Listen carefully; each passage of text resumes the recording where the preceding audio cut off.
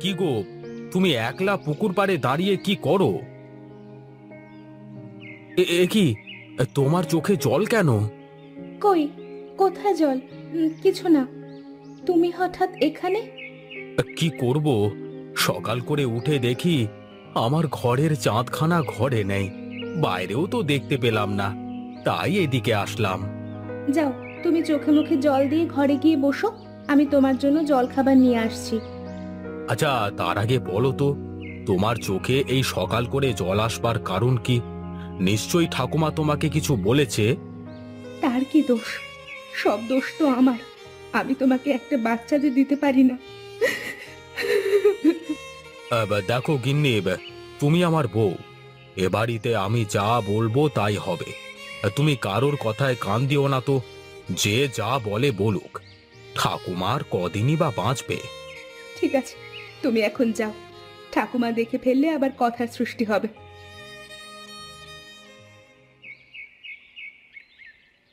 লক্ষ্মীকে কোথাও দেখতে পাচ্ছি না, কোথায় গেল সে? কোথায় আর যাবে?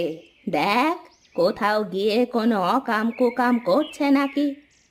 আহ, ঠাম্মা, তুমি একটু থামবে?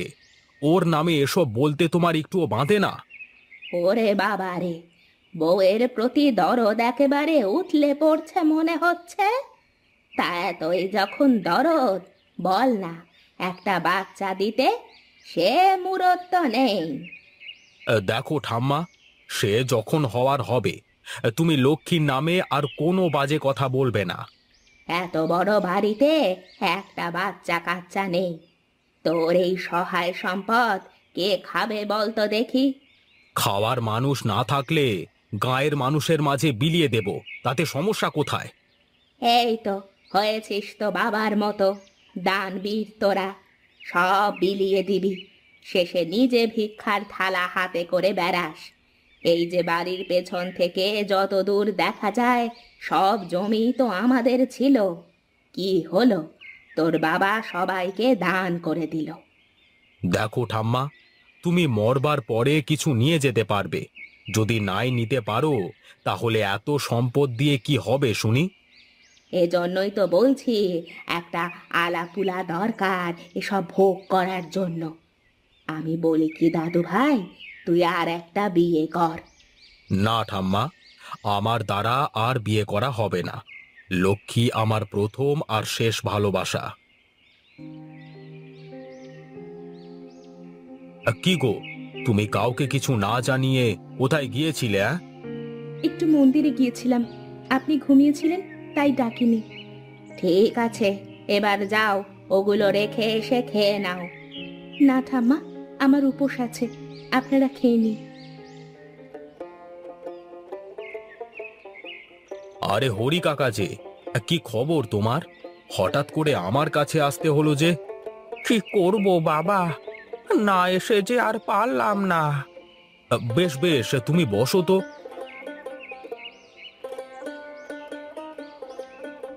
এই বিনোদ, এক গ্লাস জল নিয়ে আয় তো। হ্যাঁ কাকা, বলো। বাবা, শরীরটা খুব একটা ভালো না, না জানি কবে চলে যাব, হয়তো খবরও পাবে না।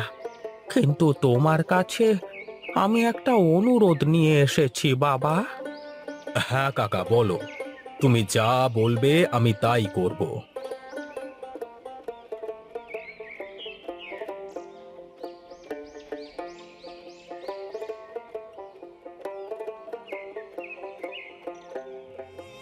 বাবা, আমার একটা মাত্র মেয়ে রাধা, আমি ছাড়া ওর আর কেউ নেই, তাই তুমি ওকে দেখে রেখো বাবা। তুমি কোনো চিন্তা করো না কাকা, আমি রাধাকে দেখে শুনি রাখবো।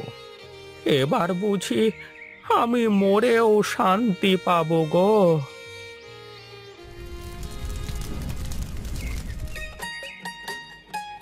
কই গো বউ, আশীর্বাদ নাও। গুরুজনদের আশীর্বাদ নিলে মঙ্গল হয়। থাক থাক, বেঁচে থাকো দিদি ভাই। 5-10টা পোলাপান আসুক তোমার কোল জুড়ে, বাতি জ্বলুক বংশের। চল চল দাদু ভাই, ঘরের ভিতরে যাবি। নতুন নতুন বিয়ে করে আনলি, বাইরে দাঁড়িয়ে থাকলে কি হবে?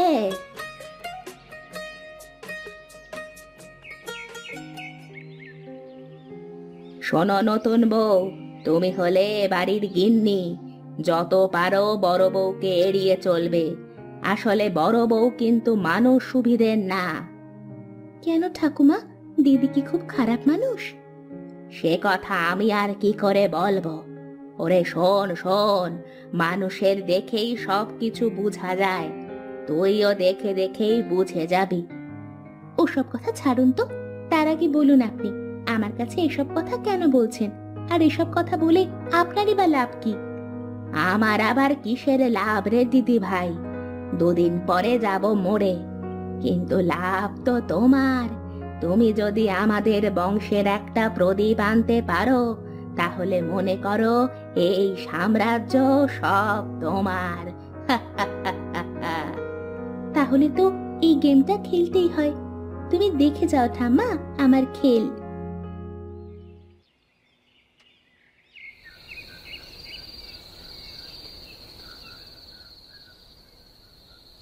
কি গো, তুমি এত চুপচাপ কেন? কিছু বলছো না যে? আমি যা বলবো তা শুনলে হয়তো তোমার ভালো লাগবে না। আরে না না, কোনো সমস্যা নেই। তুমি যা বলতে চাও বলে দিতে পারো। আমি আর তোমার বড় বউ একসাথে একই বাড়িতে থাকতে পারবো না। শুনেছি বন্ধ্যা নারীদের সঙ্গে থাকলে নাকি অনেক সমস্যা হয়। আরে কি যে বলো তুমি, কিছুই হবে না, শুয়ে পড়ো তো। না, আমি আর এক মুহূর্ত এক ঘরে থাকতে পারবো না। কালই আমায় নতুন ঘর করে দেবে, তা না হলে আমি এ বাড়ি ছেড়ে চলে যাব। কোথায় যাবে তুমি শুনি? যেদিকে দু চোখ যায় সেদিকে চলে যাব, তবু এ বাড়িতে থাকবো না।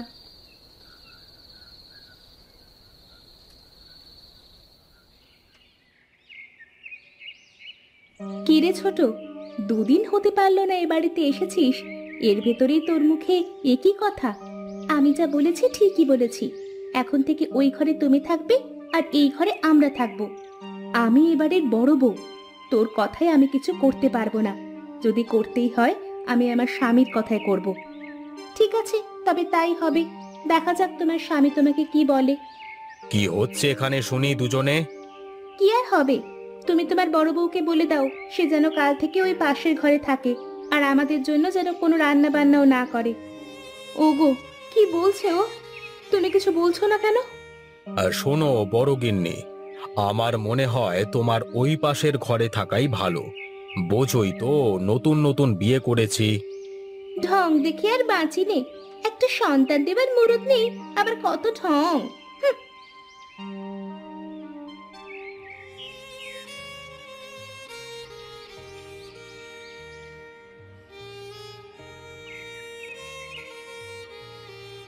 কে মা তুমি?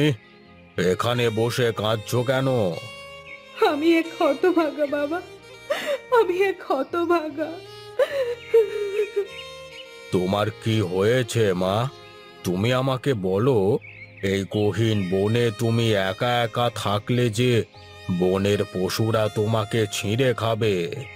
তাতেও আমার কোনো দুঃখ নেই বাবা, আমি তো মরতেই চাই।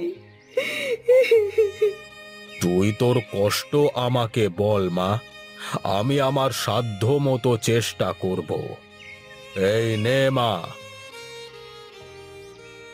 এই ফুল জলে ভিজিয়ে খেলেই তোর গর্ভে সন্তান আসবে। তুই বাড়ি ফিরে যা মা। তোমাকে যে কি বলে ধন্যবাদ জানাবো বাবা। এ তো আমার ধর্ম রে মা, অসহায়কে সাহায্য করাই তো আমার কাজ।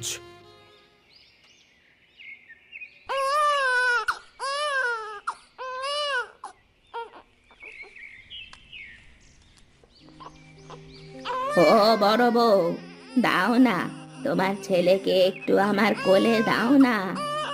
না ঠাম্মা, আমার সন্তানকে নেওয়ার কোনো অধিকার তোমাদের নেই। অমন করে বলিস নে বউ, আমি আজই রঘুকে বলবো, ও ছোট বউকে এখানে পাঠিয়ে দেবে। তুই তোর ছেলেকে নিয়ে ও ঘরে চল। না ঠাম্মা, আমি একবার ও ঘর থেকে এসেছি যখন, আর কোনো দিন ও ঘরে ফিরে যেতে পারবো না। এখন এই ঘরেই আমার সংসার, আমার সব কিছু। আমি আমার ছেলেকে নিয়ে এই ঘরেই থাকবো। আমি একটা মেয়ে হয়ে আরেকটা মেয়ে সর্বনাশ করতে পারবো না।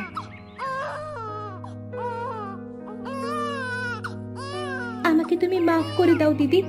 আমি এই বুড়ির কথা মতো তোমার সাথে অন্যায় করেছি। আমাকে তুমি মাফ করে দাও। তোর কি দোষ বল? দোষ তো আমাদের কপালে। তা না হলে কি আমাদের সাথে এমনটা হতো? যাই হয়ে গেছে সব ভুলে আমরা কি এখন একসাথে থাকতে পারি না দিদি? কি কি বললি তুই আমাকে? দিদি বললি তুই আমাকে? হ্যাঁ দিদি, আমার তো কোনো বড় বোন নেই, তাই আজ থেকে তুমিই আমার বড় দিদি। দাও দেখি এবার ছেলেটাকে আমার কোলে দাও তো।